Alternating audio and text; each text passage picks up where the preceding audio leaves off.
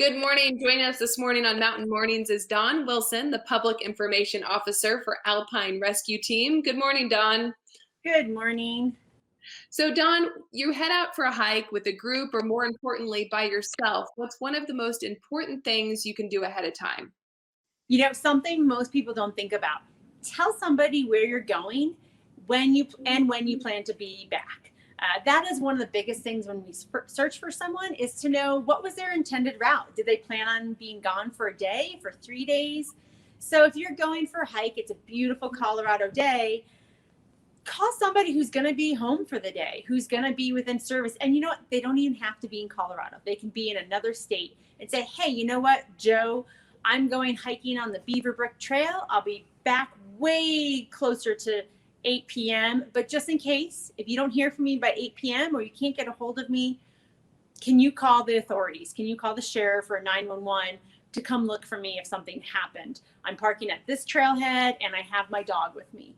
But for search and rescue, we would much rather go out preemptively, show up at the trailhead, and you walk out 5 minutes later, totally healthy. You just had a longer hike than you expected. That's fine. That's totally okay. There's no charge. There's no issues. If you don't tell somebody or they're not willing to call 911 right away and you're missing until the next day and no one can get a hold of you, then that makes it more interesting. If you are lost, if you're injured, if something happened, you are now sitting out there by yourself for almost an entire day or extra amount of time that you don't have to be. We're getting into springtime and soon it'll be summer. Lots of families are going out on hikes.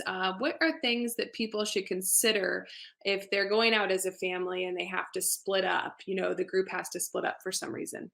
I love that you're bringing up that question because a lot of people don't think too much about that. So I want you to think when you're going out with a family, whether your kids are young or teenagers or even just a larger group, one of the mishaps that we see often is a larger group happens to come together and you have that one or two people that are prepared and everyone else is just kind of following and going along for the ride, which is great in theory.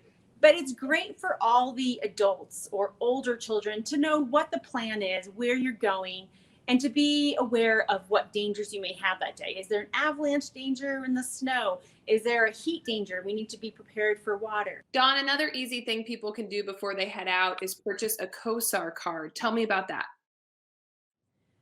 So the Corsair card is a great part of being in Colorado. It's only $3 a year.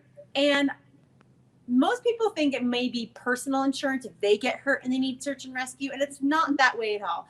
What it is it helps the search and rescuers. So we are all nonprofit organizations here in Colorado. We're all volunteers when we come and search for you or rescue you, and we're using our own gear. So if we are looking for you or we are rescuing an individual, if we have a machine get destroyed or we have gear get lost along the way, if you have that card, we can apply to the state towards this fund that reimburses us for that loss. Well, thank you so much, Dawn. Great advice this morning. You bet. Thanks for educating everybody when they go outside.